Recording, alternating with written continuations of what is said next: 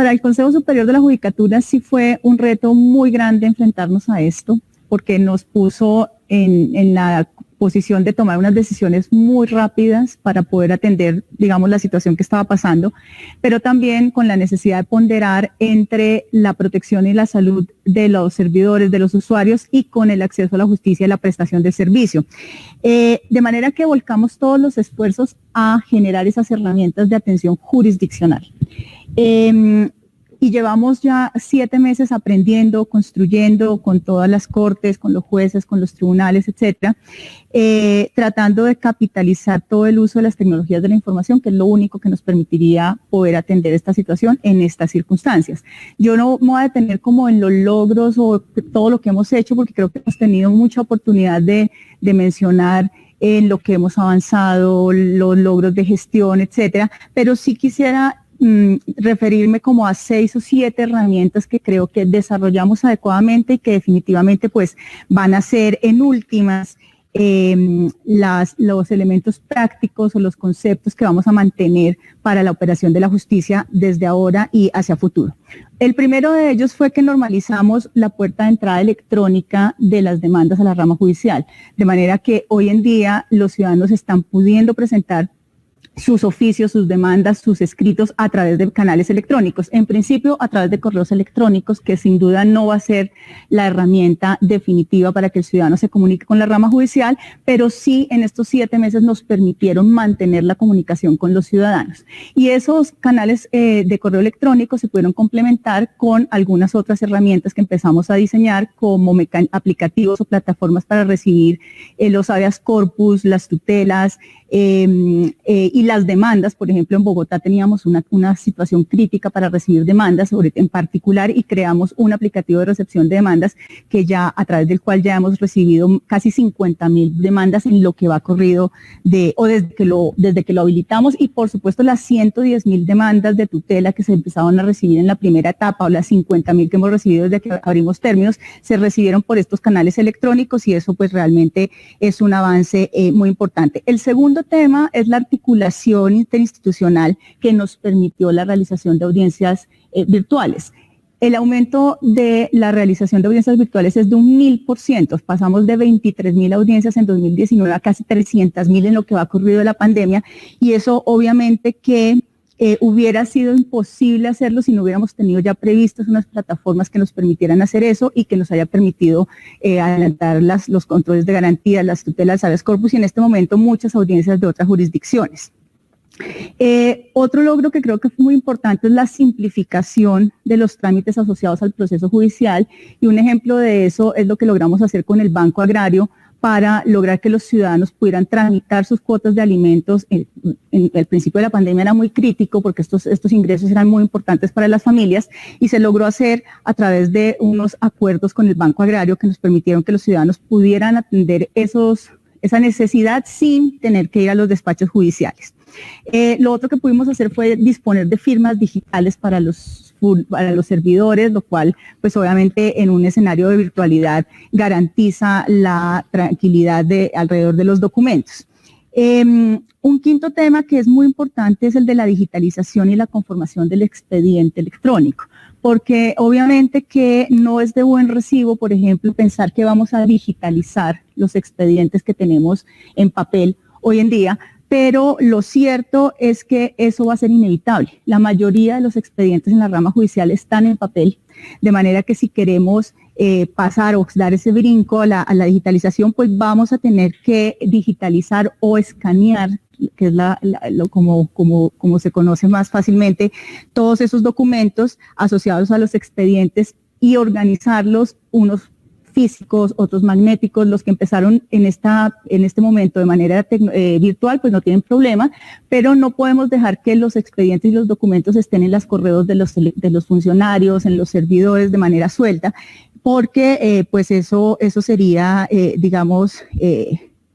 pues inconcebible. He oído, por ejemplo, en muchas entidades que dicen que no saben dónde están sus expedientes, dónde está la documentación, y eso, por supuesto, en materia judicial es un riesgo que no debemos correr. Entonces, le estamos apostando a un plan de digitalización con unos lineamientos mínimos que nos permitan garantizar la conformación del expediente electrónico, el expediente completamente electrónico del expediente físico, sin mencionar que pese a que estemos en todo este tema tecnológico, pues no podemos dejar de lado que seguramente nos van a seguir llegando algunos documentos físicos y vamos a tener que aprender a combinar ese ejercicio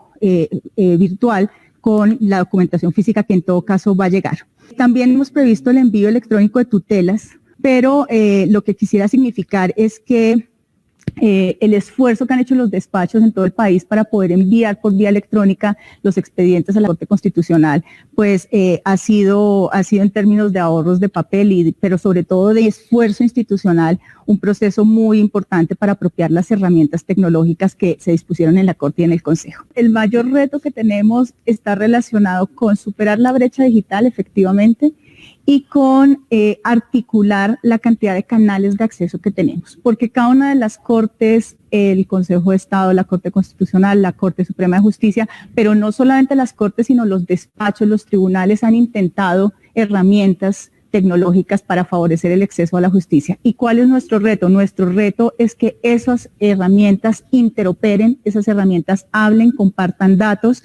y para ello lo que hemos hecho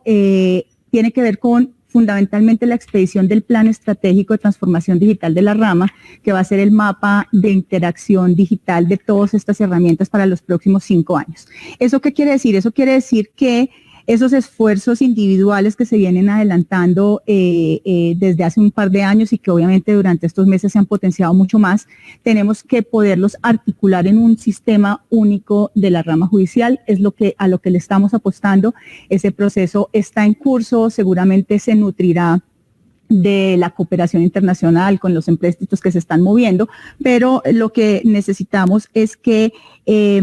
tengamos una arquitectura única para la rama que nos va a permitir potenciar la inteligencia artificial, machine learning, etcétera. Un ejemplo de eso es lo que está pasando en la Corte Constitucional, y es que para avanzar en todo este tema de pretoria y de todo, pues hubo una necesidad de revisar los datos, de unificar los datos, y de ahí están pudiendo salir todos estos procesos tan interesantes de modernización.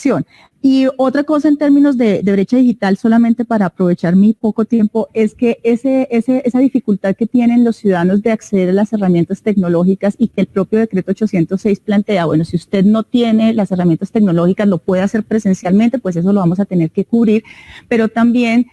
la posibilidad de interactuar con alcaldías o personerías o con algunas autoridades locales que permitan que los ciudadanos tengan posibilidades de acceder a esos mecanismos mediante las herramientas de otras instituciones. Ya se está